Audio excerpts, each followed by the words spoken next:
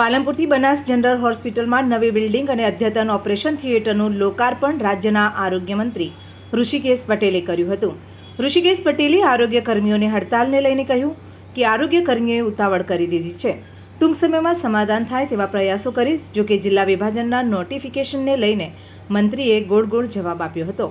પાલનપુરની Banas general હોસ્પિટલમાં રાજ્યના આરોગ્ય મંત્રી ઋષિકેશ પટેલે હોસ્પિટલની નવી બિલ્ડિંગ અને અદ્યતન ઓપરેશન થિયેટરનું લોકાર્પણ કર્યું હતું. વિધાનસભા અધ્યક્ષ શંકરભાઈ ચૌધરી સહિત ભાજપના ધારાસભ્ય અને આગેવાનોની હાજરી હતી. જોકે સૌથી મહત્વના મુદ્દામાં અત્યારે રાજ્યમાં આરોગ્ય કર્મીઓની હડતાલ છે અને આ હડતાલની અસર પણ આરોગ્ય સેવા ઉપર થઈ રહી છે. ત્યારે આજે આરોગ્ય મંત્રીએ કહ્યું હતું કે આરોગ્ય કર્મીઓએ હડતાલ કરવામાં ઉતાવળ કરી દીધી છે.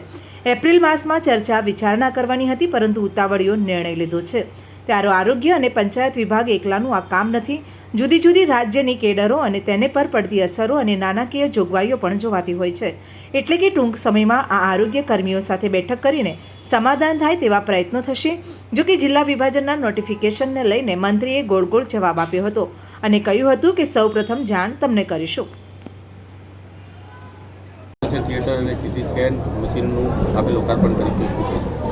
બનાસ માટે ગૌરવનો વિષય બનાસ ડેરી દ્વારા અને માનનીય શંકરભાઈના નેતૃત્વમાં જ્યારે વિચાર થયો કે બનાસ પોતે જ એક મેડિકલ કોલેજ બનાવશે અને જિલ્લાના તમામ લોકોના આરોગ્યની સુખ સુવિધાઓ સાચવવાના સંકલ્પ સાથે ચાલુ થયેલી આ મેડિકલ કોલેજમાં અત્યારે 200 જેટલા વિદ્યાર્થીઓ પ્રતિવર્ષ MBBSમાંથી ભણી અને પાસ થાય છે અને સાથે જમાનાની સાથે તાલમેલ મિલાવી વિજ્ઞાન અને ટેકનોલોજીનો જ્યારે વિસ્ફોટ થઈ રહ્યો છે ત્યારે આધુનિક પ્રકારની ઓપરેશન થિયેટર્સ અને સાથે મશીનરીઝ સાથે આ આવતા સમયના બનવાવાળા ડૉક્ટરો માટે ખૂબ સારી સુવિધાઓ અને સાથે કેવળ ડૉક્ટરો ભણશે એવું જ નહીં પણ સારી સુવિધાઓ આ બનાસકાંઠાના તમામ લોકોને મળશે. મારી જાણમાં હમણાં આવ્યું કે બનાસના પશુપાલકો માટે 50% ફીની રાહત આ સંસ્થામાં મળી રહી છે.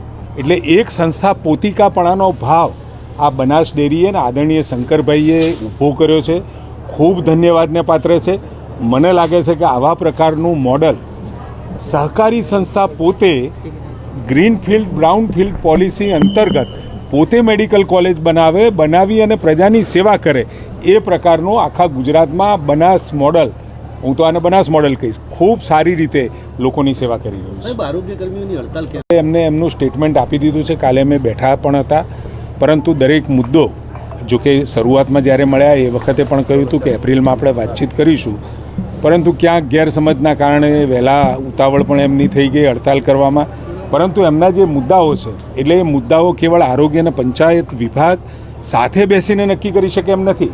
એમાં કેટલાય પાસાઓ વિચારવાનો આવે. ગ્રેડ પીનો વિષય, પગાર વધારવાનો વિષય, કે રાજ્યની 8,000 જેટલી કેડરોને અથવા તો પંચાયતની કેડરોને ક્યાંક ને ક્યાંક અસર થાય એ પ્રકારના નિર્ણયની માગ હતી. એટલે એના માટે રાજ્ય સ્તરીય અમે બેસીશું, અધિકારીઓ સાથે એની ચર્ચા કરી અને એક નિર્ણય લેવાથી કેટલા લોકો ઉપર અસર પડી શકે અને કેટલા લોકોની નવી માગણીઓ ઊભી થાય આ પણ જોવું પડે. એટલે સ્વાભાવિક એમને કહ્યું છે અને ચોક્કસ એમને જે મુદ્દા આપ્યા છે વિચારીશું. બિલ્ડિંગ તૈયાર થયું છે, કેટલા કરોડના ખર્ચે નવી મશીનરી, આધુનિક ઓપરેશન થિયેટરનું આજે લોકાર્પણ. 2018 થી લઈને અત્યાર સુધીમાં બનાસ મેડિકલ કોલેજ દ્વારા ડેરીના માધ્યમથી શંકરભાઈ સાહેબના નેતૃત્વમાં અત્યાર સુધીમાં 724 કરોડ રૂપિયાનો ઓપરેશનલ અને ઇન્ફ્રાસ્ટ્રક્ચર પાછળ ખર્ચો થયો છે આ સગવડો ઊભી કરવામાં.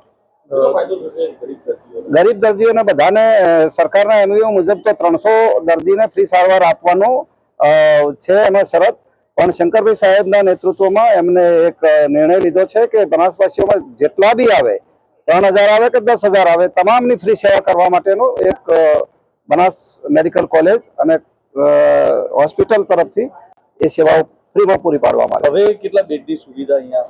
પહેલા 300 બેડની હતી અને અત્યારે 800 બેડની સુવિધા છે અને ઓક્સિજન સેન્ટ્રલ લાઇનથી સુસજ્જ છે, સક્શન લાઇનથી સુસજ્જ છે. એટલે એક આધુનિક હોસ્પિટલ તૈયાર થઈ ગઈ છે.